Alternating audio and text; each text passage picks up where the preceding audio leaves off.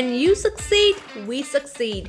We change lives. We have matched more than 5,000 students, trainees, graduates, and professionals with over 2,000 employers since 2007. Our staffing solutions lead to win-win-win situation as they are good for candidates, good for employers, and good for Australia's skill building. Join us and together, let's make a difference. Visit www.studyandwork.com.au. Hello and namaste. This is Ryan Shrestha from the Ryan Shrestha Show. It's a show about things that matter. And today we have a topic for discussion, which is let's keep hardworking international students in Australia. And today I have two very special guests, Sachin Shrestha and Rhea Gurung. Namaste. Before I introduce my guests to you guys, I would like to tell you a bit about our topic for discussion today and about the program overall. In Australia, there are a lot of international students who are at the moment struggling to get the PR. And at the same time, Australia is actually a country which is built by immigrants. And there's been a lot of success stories. Actually, Australia as a whole is a success story in itself because, it's a country which is able to become diverse and strong because of the contributions made by migrants. And in Australia, about 1 in 4 people are born overseas. And every year we welcome about 150,000 migrants from overseas. But due to COVID, the borders have been closed. So we're not able to welcome any migrants. And if the border is going to be closed for another year or so, by mid-2022, if we are not able to welcome any migrants, Australia will have lost about 500,000 people who would have come here if there was no border closure. Right. At the same time, we have about 100,000 international students who are currently studying in Australia.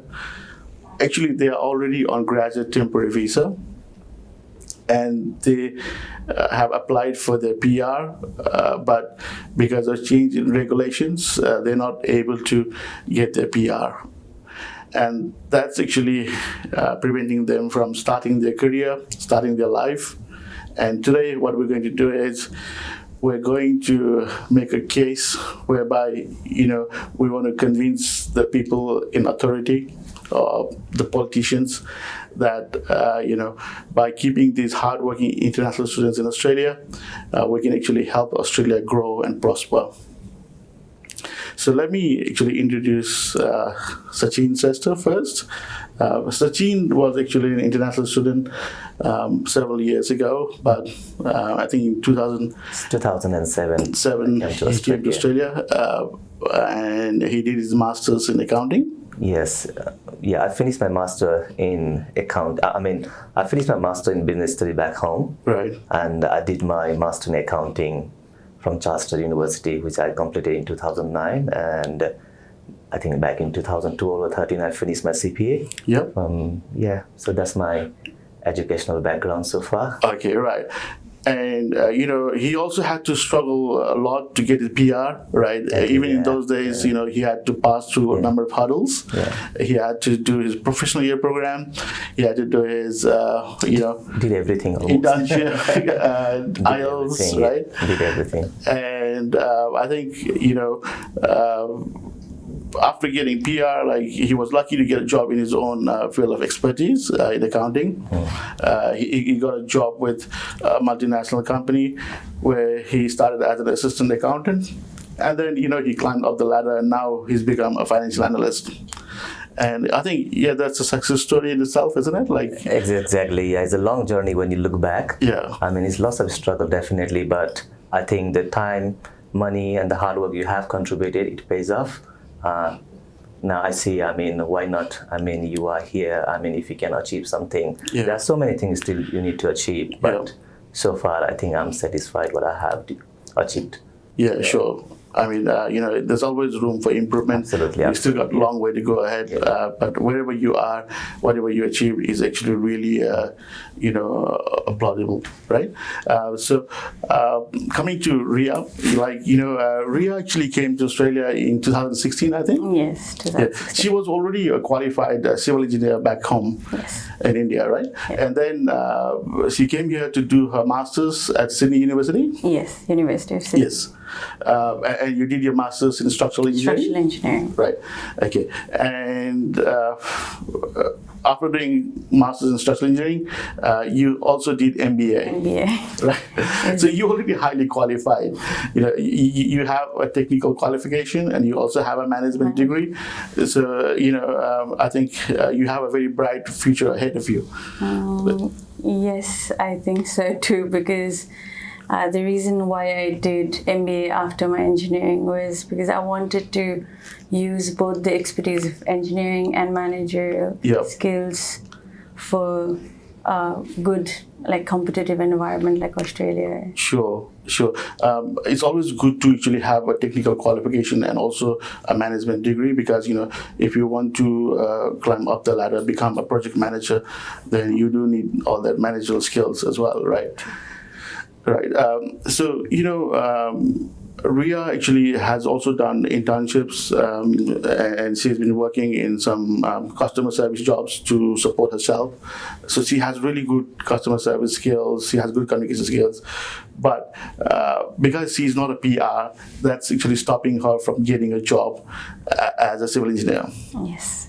True. I mean, I'm sure you must have applied for many jobs, but wherever you go, they say, are you PR, right? Yes, a visa condition is very important because a company, an organization does not want a temporary employee. They don't want to invest on someone who is here for a temporary basis. Yes. So if they want a long-term employee, so exactly. It's very important. If I wasn't an employer, I would feel the same actually. I will see you as a flight risk, because as a recent graduate, you still need to be polished, nurtured, I need to make a lot of investment in you to make you a really good engineer. But if your visa is not certain, if you had to move overseas, or some regional town in Australia for PR purpose, I will lose all my investment, right? So that's why you're not getting a job because of lack of uncertainty. True. Right. So here you go. We have these two really good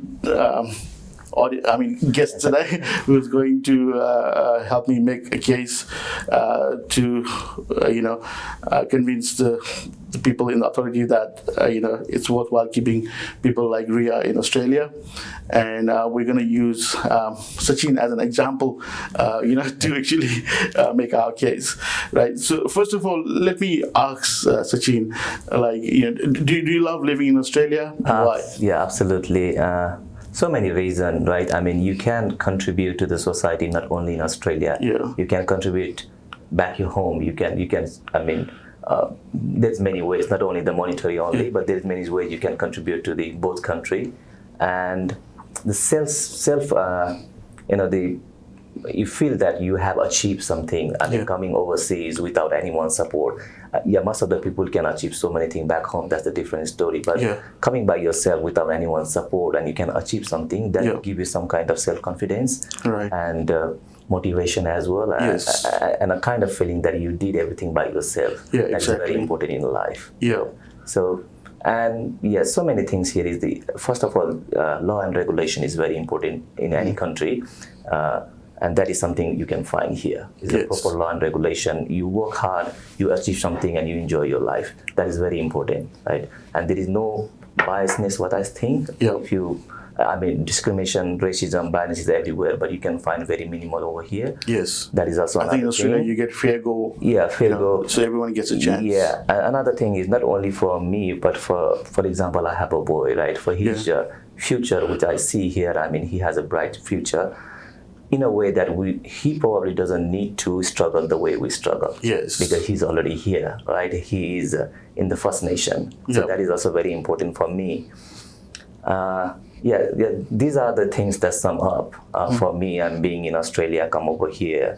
I probably might have done much better back home, but that is probably Right. no, right? But this is the present, and I think whatever I struggle I have done, and I'm currently in this situation, I think that I have achieved, and I'm still hoping that I can still progress in my life. Yeah. And there is a challenge, definitely, but these all things, I think some of that, that was a very good decision back in 2007 when I decided to come Australia. Right, sure. I'm sure like a hardworking person like you will do well anywhere, back home in Nepal or in Australia. And I think Australia is very lucky to have you as one of its citizens, So Rhea, I'm sure, I know you are also a TikTok star, and by going through your TikTok videos, it seems like you have a lot of fun. Like you're always having fun in Australia, I guess. I do. For me, work-life balance is very important. Yeah. I am actually working 7 days a week Right. because I'm doing 5 days unpaid internship. Okay, right. So I do work Saturdays and Sundays because I need For to pay my income, bills yeah. as well. Sure. So even though I work 7 days a week, Yeah. I go out in the evenings to the beach just to relax Yeah. and have that work-life balance so that I don't get too caught up just at work. Sure. Yeah. But I enjoy working as well. I enjoy my customer service Right. at work, so it's fun. So you are like a people person. You like to deal with people. Yes, I am. Yeah, and I think customer service skills is a very important skill to have, and it's useful for any job. Even if you get a job as a structural engineer, you will be dealing with your clients. Your other team members, stakeholders, right? So you need to communicate with them. So I think this communication experience will help you as well. It would. And I think one of the good things about Australia is the pay is very good here. Yes. Even if you work in customer service, especially on weekends, like, I don't know, maybe you might already be making like $40 per hour or something like that. Yes. On Sundays, maybe? On Sundays. Yeah. Yep. Okay. But it's enough to pay the bills just working 2 days because the unpaid internship. Yeah, sure. But I'm happy with the experience I'm getting from the internship. Right. I'm not thinking about the pay as of now. Yeah, definitely. I was just reading one article recently, and they were talking about how law graduates, even like such a prestigious career path, they're having to start their career with a very low salary because the competition in the market, they get paid like $27 per hour in the first job, right? Whereas a painter here can make $50 an hour, on weekends, right? So, but this is Australia, which is good in a way, but at the same time, sometimes it might be a little bit discouraging in the beginning, but later on, you'll progress, you'll climb up the ladder, and you'll be making much more money, Right. I think same with you too, right? When you start the job, you started as an intern. Exactly. Yeah. I think Rhea and myself share very same kind of stories. Yeah. I did my free internship for. Right. It was supposed to be 20 hours in a week, but I almost devoted my full time. The important thing for me at the time is to learn, right? Yeah. When I step out from that place, I wanted to learn something that I can find a job in a different place. That was my main goal at the time. So, Right. and again, that we need to support we cannot demand, asking money from our parents, because when you convert the money in the currency, it will be huge sum of the money, right? They already did so many things, same thing here, paying the bills for your university and everything, and you cannot, your morality cannot demand to have some money. So definitely you have to do some overtime. So you already know that back those days I did pizza delivery driving, things like this, as a side job. So I agree that this is life, right? Yeah. And these are the things that you'll be very proud, right? Sure. People probably think, people go overseas and do that, but these are the moments that makes you proud. These are the moments, and when you think back, I did this and I achieved this, right? So these are the proud moments for me. Yes. So for me is don't procrastinate, right? Perseverance is very, very important, right? It is not right for me to talk on behalf of everybody, because everybody have their own stuff and their own way of thinking of life. But from my point of view is, perseverance is very important, and love what you do, right? Yes. Don't be shy. You do, right? Yeah. What you do, and when you see the result in the future, right? And those are the joy of moment. Right, sure. Like, your hard work and your success actually gives you that confidence. Exactly. Yeah. That's one of the best things about the best trait of an international student, because when you come here, even though you come from a privileged family back home, after coming here, you have to work. Right, because the exchange rate is it's huge. It's like 1 rupee, like 100 rupee there is here could be $1 or something, right? And when you go to universities like Sydney Uni, like you pay like $22,000 a semester. Every 6 months, not even 6 months. Like one semester nowadays is about 3 months. But some universities have trimesters. But when I was studying, it was So that's why I think I chose to do a 1.5-year course. Right. At that time, they were like, if you do a 2-year course, it's easier to get your permanent residency because you would be qualified as a master's in professional engineering. Yeah.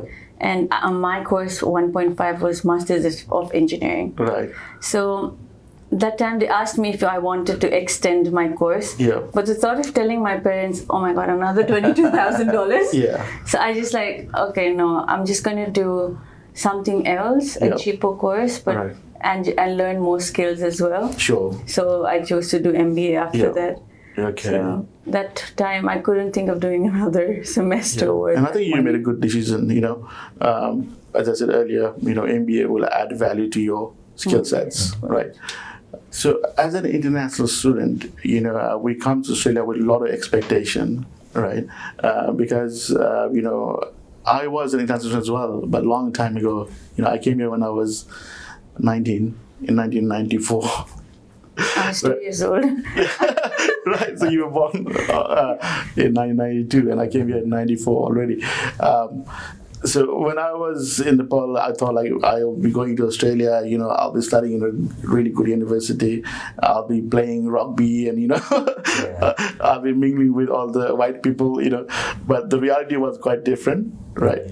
I believe it was the same case for you guys as well, right? Maybe not for you because you went to Sydney Uni, which is, they got quite a mix of different cultures. Like different students. It's a very diverse university. Yeah. We have students from all over the world. Right. But I started my first job in Subway in Auburn. It was very challenging for me. Okay. And then I learned a lot of customer service skills, how to interact with people, and the Australian work culture. And that helped me a lot. Sure. So the thing is, I follow some of the articles in Sydney Morning Herald and all, and I sometimes go through the comments by viewers. Recently, because the border closure, international students haven't been coming. And a lot of the locals here, they're actually happy about it, And sometimes I feel a little bit bad about how people are talking about, international students. A lot of them, they're saying it's good that they're not coming because, most of our international students, universities have a lot of international students and the quality has gone down. But I don't think that's the reality, right? I know there are some students whose English is not so good, but just because they don't speak very good English and they don't mingle with locals doesn't mean that they are not good in studies. I think most international students, they do very well in studies. Yes. Language and education is two different things. Right? I mean, you cannot even compare. I mean, someone probably may not speak different language, but he might be very, very good in education in all different activities. Sure. I'm not trying to compare directly with local students, but, the dropout rate in local students is very high. So many students, they leave university after a year or two, because they realize it's not for them, it's not their cup of tea, Whereas international students, because they pay so much money, they don't drop out, they somehow complete the course. Right. Yeah. And again, I think that is our culture as well. Back home, if you see, education is always the focus. Yeah. But as in Australia, education is not the main focus. I mean, people choose career in different paths. Right? Somebody wants to go in sports, somebody wants to do the TAFE courses, maybe do plumbing and everything. That's the equality of jobs. So you don't discrimination. Yeah. But if you, in our country and most of the Asian country, is always the priority is the education. You have to be this, you we have give to a be lot of that. priority for education. And with the same mindset and the rationale, we come over here. And the only thing what we want to achieve from the university, do the degree, get our residency, get citizenship, and get a good job. Yeah. And that is our motto, and that drive our passion. Yes. Right. And I think, and that's the only way we can compete. Right. Right. I mean, if you come to overseas here, I mean, definitely we cannot compete into the different sector because we don't come into different sector. We come into the educational sector. Yeah. Sure. So it's a bit sad to see that, though international students contribute so much to the quality of education and also financially, universities like Sydney Uni, UNSW, actually most universities in Australia, about 30 to 40% of the income comes from international students. Exactly. And all this money they use for research, right? And that's how they, get popular overseas. Based on the research outcomes they achieve, they go up in the global ranking, right? True. And it's the international students who are actually subsidizing the tuition fees for local students. But still, they're not being so grateful to our contribution. I think someone has to make them realize that, international students add so much value, right? Do you agree? Pros and cons of pros and cons of the statements. So, as students, we were told, and in our SOPs, the statement of purpose, we write exclusively that we will not stay back in Australia. Right. So, in that way as well, it's a little dicey as well if you talk about this situation. Yeah. Because if you say you've come only to study. Yes. And locals not liking immigrants coming to Australia is another point of view. Like even back home, Sikkim is a very secluded state. Right. It was taken by the Indian government after Indian independence, but we still have our rights. Yes. We have, when we are born, we have the Sikkim citizenship, which is a paperwork for us. Okay. And other Indian citizens cannot come to Sikkim and build a house or construct houses and buy land there because it's only for us. So, in one way, it is positive as well, but there are like pros and cons. Yeah, sure. Of that same coin. Yeah, I think if. I am an Australian now because I'm a citizen, right? And sometimes I also get this feeling that, the Australian government should be looking after my kids' future. They should be more concerned about Australia rather than, bringing students from overseas and depending on their tuition fees as a source of income, right? But having said that, at the same time, I think Australia should really recognize the contribution made by international students as well, right? And as you know, like when the COVID happened, the Prime Minister of Australia, Scott Morrison, he said, we're not going to look after you. If you are an international student, you came here, you must be responsible for yourself. And if you can't look after yourself, you go back home, right? I think that was a little bit rude.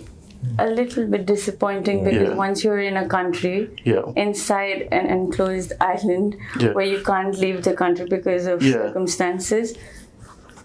How can you say you can leave when there's no planes flying out of Australia? True. And there's been so many stories where the international students, they had to line up for all these donations, food donations. Because I live in Auburn, I've seen these Nepali grocery shops. They were actually giving out free chicken and free vegetables to students because it was a big thing. No one had jobs. Right. And your parents can't keep sending money every week for your groceries and just to live here. And yeah, it was difficult times for all international students and people in your temporary graduate visas as well. Yeah, sure. So I think, I, as an Australian citizen, can say that, the Australian government needs to treat these people like human beings, not just commodities. Because, and at a later stage, after a few months of COVID, Australia was facing shortage of people in the farm. And then they said to the same international students that, if you want to go and work in the farm, you can work more than 20 hours per week. True. Yeah. Right. So it's just kind of a little bit selfish, when they needed to be looked after, they're telling them go home. And when they need them, they're saying, if you work in essential services, like frontline staff in Woolies, Coles, you can work more than 20 hours per week. Or if you want to go to a farm, you can work more than 20 hours per week. And that was a little bit selfish, decision from the government part. But again, it benefit the student, isn't it? They're allowed to work full time during that time, right? So, I mean, I know that there was a hard time, but this decision actually helps so many international students to save extra money during this period, right? So sure, exactly. And now, I see a lot of international students. They're actually working extra hours. They're making really good money because there are no backpackers. There are not many international students as well. So there are a lot of casual jobs out there. COVID was a different situation, so we cannot just justify anything what has been told or what has been said based on that one, because the situation was very different at the time, right? Right. For example, if the first priority for me or for you is to look after your own kid or your family, right? For government also is always their own citizen, right? Sure. And they were contributing in so many ways, giving, see Australia, right? There's a health, medical, everything facility is free, right? You lose a job, you still get the money from the central link, and the money has to come from somewhere, right? So the first priority is always your kid, your citizen, and for the government is also your citizen. Yes, there was some harsh moment, but we should not also go away from the fact that, everybody money doesn't grow on the trees. Yeah, and everybody need to look after their citizen first, right? So sure. Yeah, so in that way, I think some extent that was harsh, but some extent that was also necessary. Plus point was we got to withdraw our superannuation as well, which helped us a lot. Yeah. My siblings came to Australia just before COVID, and they did not have jobs. Okay. So I was looking after them with their rents and groceries and everything. So that withdrawal of superannuation also helped us. Yeah. Helped a lot of people actually. Sure. Yeah. Did. Definitely, there were some really good strategies implemented by the government. Exactly. Otherwise, there would have been big chaos. Right? See, people were starving. They fight each other. Lots of crime would have been there would have been anarchy, right? But see, how they did very well for the citizens and the PRs. That's why you need a PR to get all these benefits. But if you didn't have PR, then you were kind of ignored. Exactly. Right? We did feel a little left out in that matter, but my work or where I was doing my customer service was really helpful. My boss was like, so you must be struggling at home because of the situation. Your sister must be at home. Why not bring your sister to work? Okay. So now she's working with me. Right. So she got in without having to do an interview just because she was struggling at that point of time. Yeah. And my boss knew that I was struggling and I've been a loyal employee to them for a couple of years. So yeah. In that way, it did help me. Yeah, that's good. I think most Australians are very, helpful, very welcoming, space. I think that's one of the good things I found about Australia as well. People here, they're not as competitive as back home, or even in India. People are very competitive. It's like they're always pushing and going forward for your right of the thing, right? So let's talk about PR again, right? If you know, there's been this link between education and PR for a very long time, you know. Like when I came to Australia in '94, we didn't know that, you know, we would be getting PR.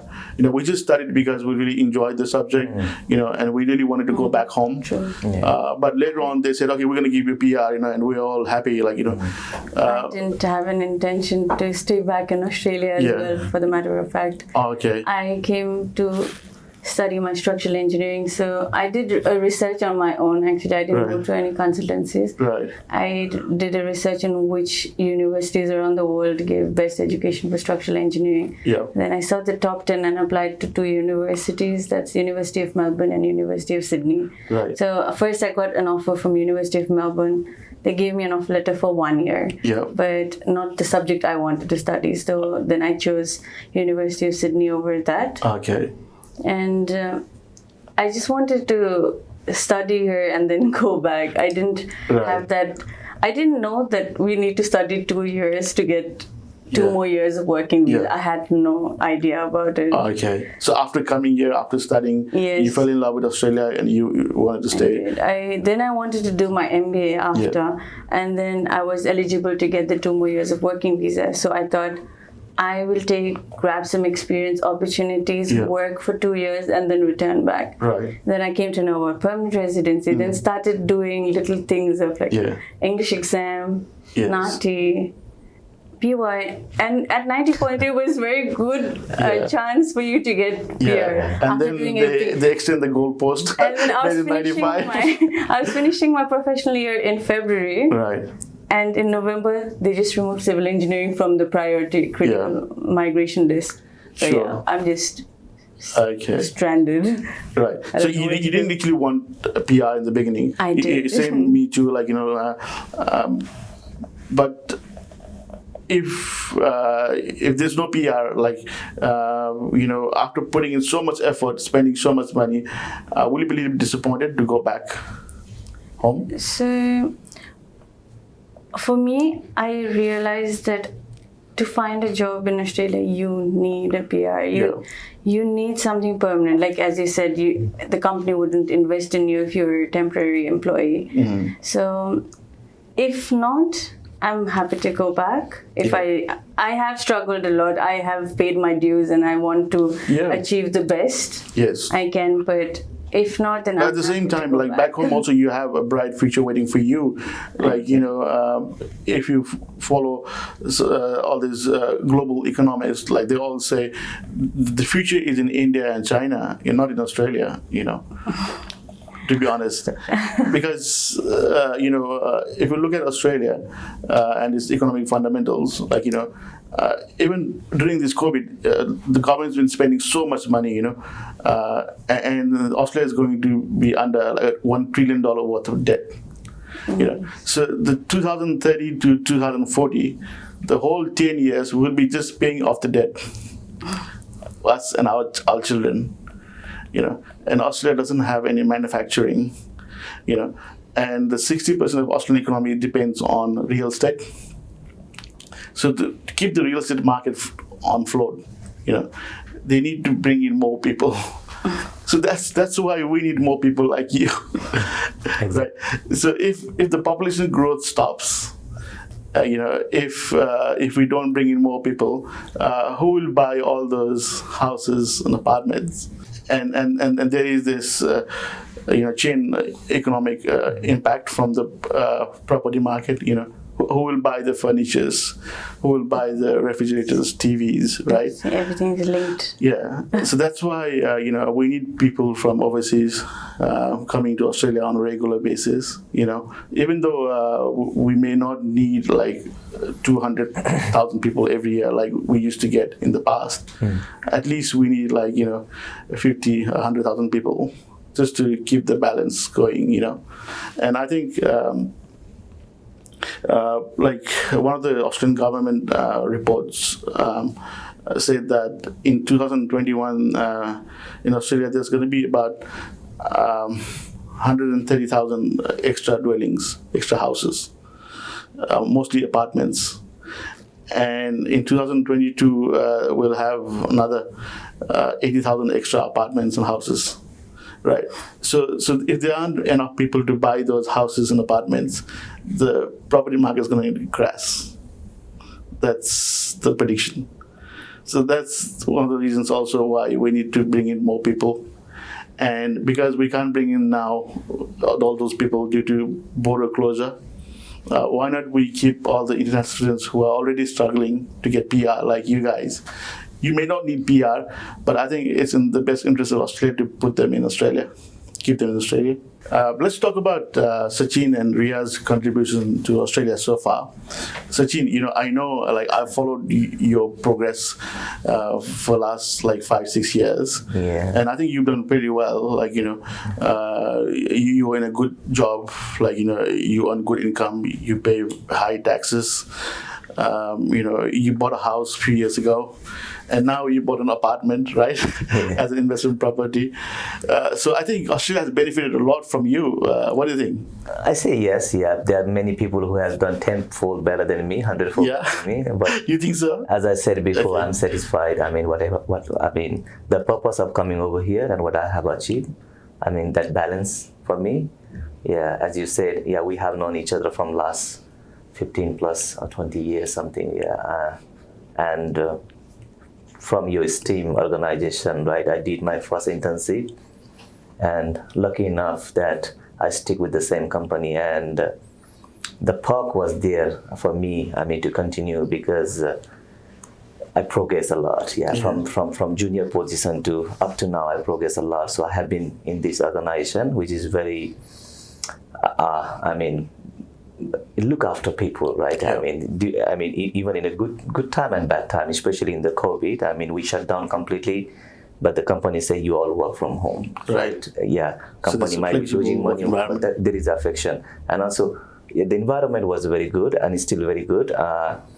And yeah, the perk was there that I progressed a lot. So it's been 10 plus 11 years in the same organization. Yeah, so yeah, back in late 2014. I managed to buy a house for my family, for myself, as you said, yeah, and recently got apartment for my investing to increase my portfolio.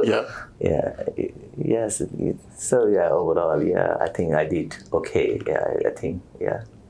Sure, and also another productivity is like you have a son. Like that's not a taxpayer for Australia, right?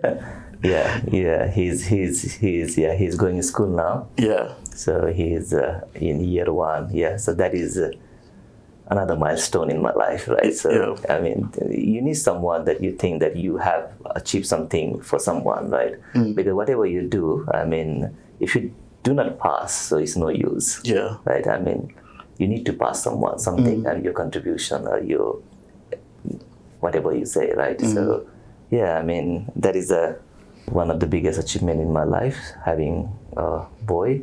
Is there a plan for another one? Not planning. Yeah, it's too for your difficult son? though. I mean, Okay. I had it, which is good, and he's 6 plus now. Right. Yeah. So the thing is that, I mean, it's good to have kids. I mean, it's very good, right? Having family is very, very important, but sometimes you just get so tired, right? And now thinking back that if I have to go the same phase, which is very, in a way, is very interesting and very memorable, but now I'm thinking I have to do all these things, it just make you so tired in your mind. So we are not planning, but you never If it know, happens, right? happens. Like, I mean, I know it's starting to raise a child, but at the same time, they give so much happiness. Absolutely, there's no doubt, right? And Australia is the best place to raise a kid. Absolutely, There's so much facilities, Yeah, and when you grow older, you live for your kids.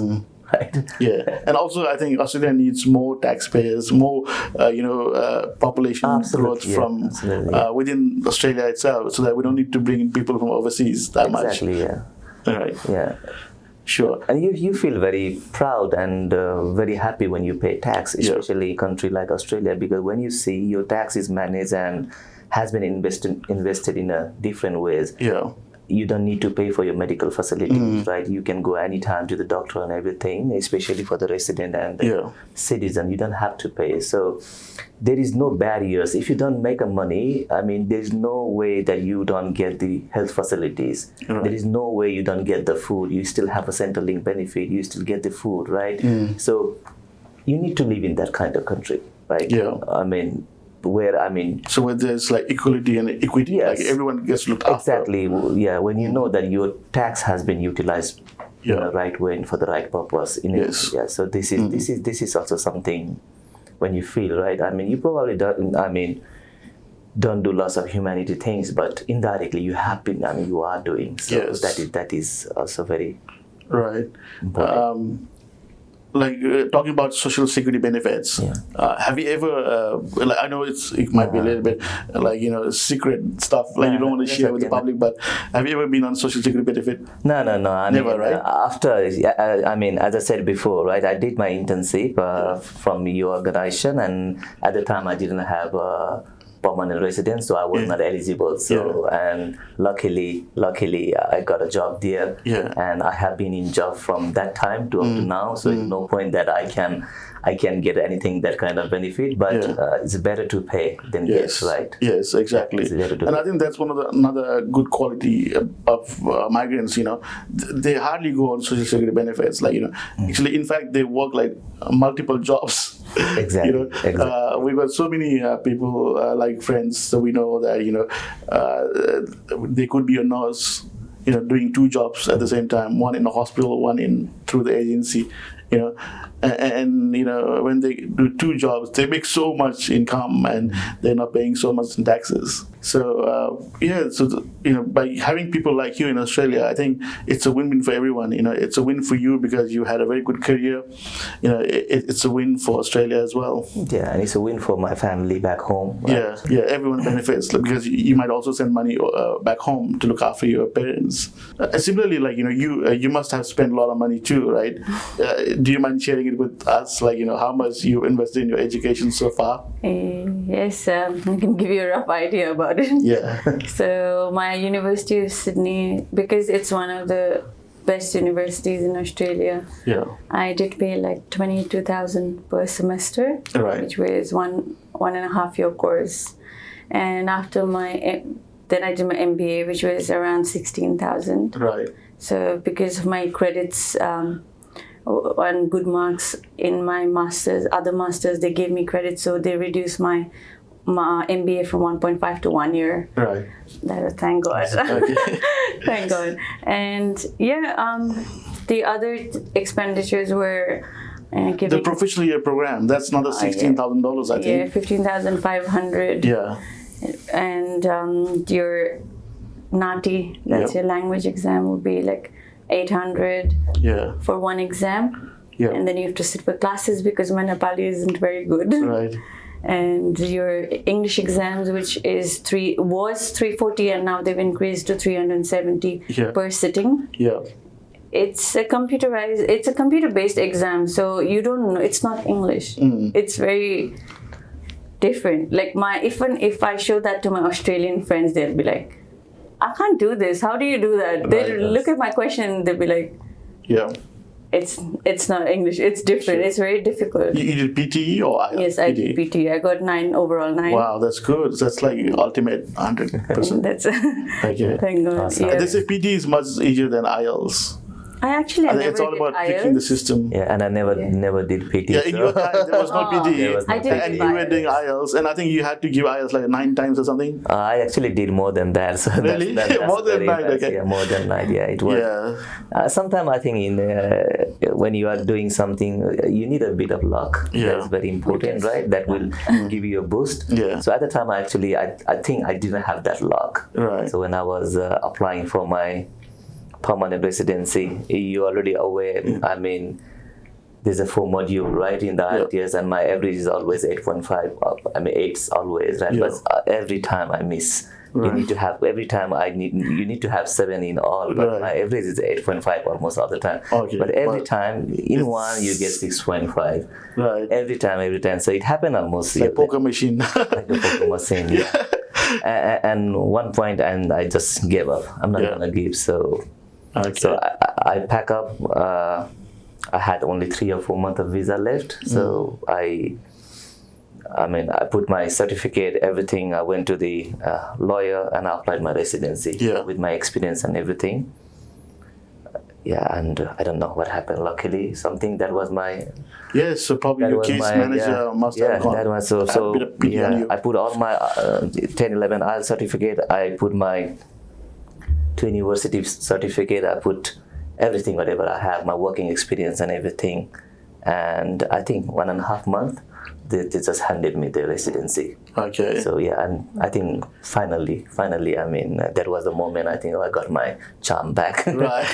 So you must have been so happy, right? Yeah. So I mean, you kind of given up already. Kind of given up already, and at the time, I mean, that was back in, early 2011 or something. Like, I knew that.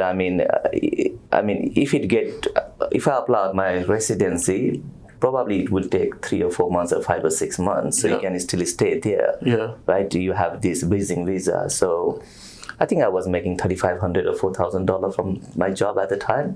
Per month. So I did calculation in my head. Okay, if I stay 3 or 4 months, I will have $16,000. I apply my residency, that will cost me $4,000 or $5,000. I lose nothing, right? I will probably grab another $5,000 or $6,000 in my pocket and will go back home. And I didn't want to at the time. People suggested, why not you do another courses or something? And see, I already did my 2 master's degree, and my purpose here is to come finish my master's degree, work as an accountant in that field. Not only it was important to have the permanent residency, as Rhea said, for your progress in the career. But I went to different consultancy and they suggested, why not you do cookery or something externally?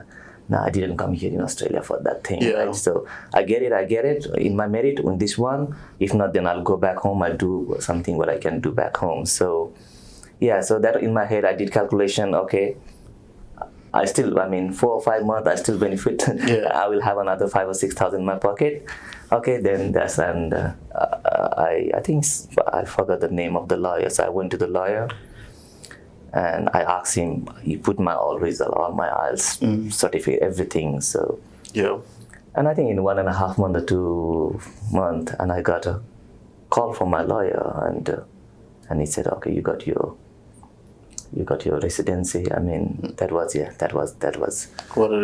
one of the moments. One of the moments. Pass the luck to me now.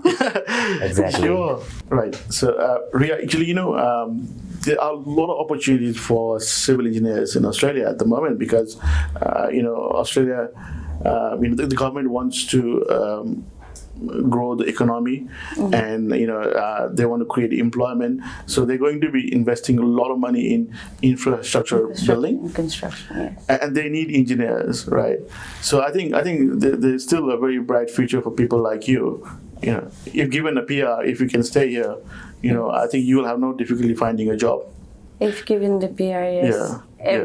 There'll be so many doors open for me, for my career advancement, because right now the main criteria is having a permanent residency and having that option that, okay, I want to stay back and work in Australia for a couple of years. If not, I'll have to go back. Sure. But if you have to go back also, don't be disappointed. As I said earlier, there are a lot of opportunities over there as well. And one of the best things would be that you'll be closer to your family, True. My mom and dad are both in government services back in Sikkim.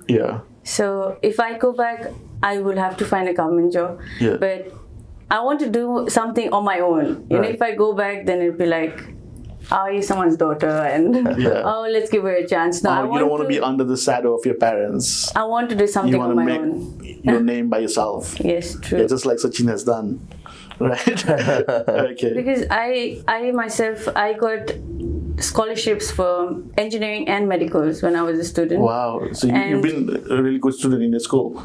I tried. I tried.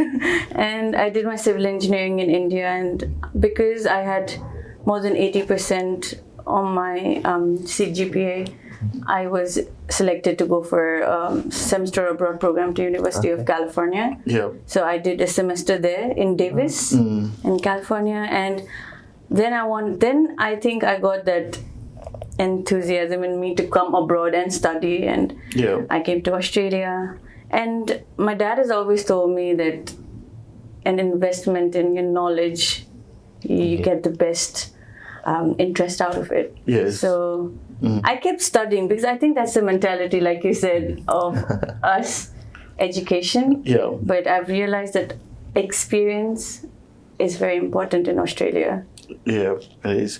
It's just difficult to get that entry into the industry, you know. True. Once you get your first job, like, you know, I'm sure with your work ethic and all those traits, you know, you will be able to impress your supervisor, your employer, you know, and you will climb up the ladder.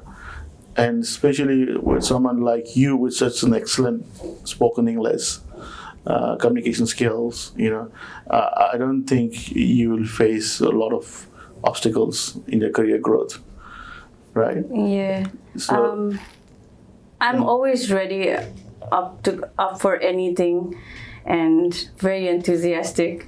yeah, And that's why I think I do very well in my customer service jobs as well. I've had people just line up in my counter just to talk to me. Really? Okay. They just come to gossip with me. Yeah. So I've had like very good people with me, like around, yeah, and I enjoy what I'm doing. yeah, So yeah, sure, if I just get a breakthrough in getting a job in my field, not having to explore in areas where, like for my career, I'm not being able to get there because of circumstances. right, Otherwise, I can give like 100% to any organization, you know. sure, So- sure. I think after seeing our program today, probably the government actually, especially the immigration minister, might just give a second thought on whether to give this chance to people who are already here, Yes, right? because we've worked very hard Yeah, studying, not even working. For me, that is a secondary thing. yeah, But studying in Australia, gaining the education and the skills that is taught in university, that is very helpful for one's career. yeah, Because in India, I can see when I was studying there, we had a lot of bookish knowledge, yes, not much practical. Right. But here I gained so much practical knowledge from my supervisors. I went out in field trips and did my thesis.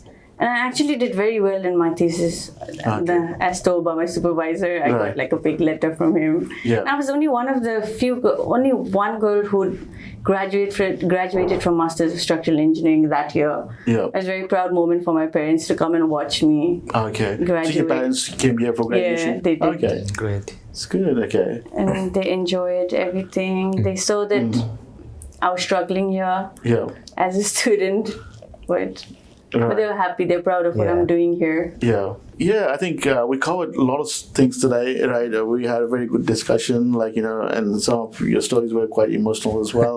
And I think both of you guys are an example for the international student population.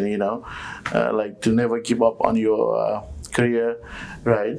And I think Sachin did very well, with his perseverance, hard work, and yeah, look at where he is now, right? And I think you can do the same, given a chance to stay in Australia, right? Or you will do even better back home, Yes.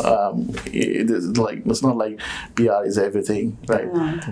But I think not for you, but for Australia, I think Australia needs you. Exactly. right? Need people like you, you know. You guys are the ones who are going to work hard, who are skillful, you know, who are never going to go on dole, you know, never going to be bought into the society, right? You guys are the ones who are going to pay a lot of taxes, have a family, you know, have babies, you know, produce more taxpayers. So, you know, I really, really want to, you know, request the people in authority to consider giving PR to those people who are already here on graduate temporary visa at the moment, right? I think, you know, if we're going to lose 500,000 people, why not, you know, use that quota to give chance to these people who are already struggling and ready to contribute to the economy, right? Exactly. Do you want to add something? Like, do you want to say something to our audience? No, I mean, yeah, I mean, the cases can be very different. We all go through those paths where you struggle, right, in your life. I mean, doesn't matter. I mean, whoever you are, I mean, there will be a hard moment, there will be an easy moment. Don't give up. Perseverance is very important. I wish very best to Rhea, and I know she will do very good, right? I mean, never give up. That is the most important thing. I mean, you might be just there, right? And you just might be at the top, and you think you can't do it, and you just give up. All your effort from the very beginning, from the below, that will just wash away. So don't give that opportunity to your faith or luck, whatever. So you have to regret in the future. Try your best until the last moment. That is very important. I mean, I did my best. I never gave up until I had only 2 months of visa left. And you had a similar situation. Yes, you had 2 months visa as well. Similar So situation. yes, sometimes I mean things doesn't work out the way you want, but there might be something better waiting for you. Sure. Right? So life is not only residency, life is not only here, right? Something that you need to understand, and you need to know that, do you want to be happy in your life, or do you want to do the things that makes you happy in your life, right? So that is two different things, and you need to understand that one. So yeah, I mean, best of luck to Rhea. I mean, Thank you. she is very bright. I mean, and there are lots of good example, right? Much better. I mean, very qualified and intellectual people than us, but you gave us the opportunity. I mean, that is very kind of you as well. So people, Thank you. Thank you so much for that, Sachin. Yeah, thanks for your inspiring, advice. And Rhea, you want to say something? Just keep doing what you're doing. Yeah. Something my dad has always told me since I was a kid is, tough times don't last, but tough people do. Yeah. Yes. So just keep doing what you're doing. I will get there. At one point, I will have my PR. I'll come back to see you after. Sure. And get a job. Yeah, you know one thing, like if you don't get your PR now, you can go back home, get a job there. You accumulate about like 3 or 4 years of experience. You can again apply for PR. You know that. There's that option overseas too. visa as well. Yeah. So I'm sure PR or no PR, you were very successful in your career. All the best. Thank you so much. Thank you so much for that. Yeah, and thank you very much for coming today. Thank you very much. Thanks for your time. Thanks for all the valuable advice. Thank you. And that's all for today. I hope you enjoyed our discussion, and we hope to see you again in the near future with another topic. Thanks. Bye. Thank you.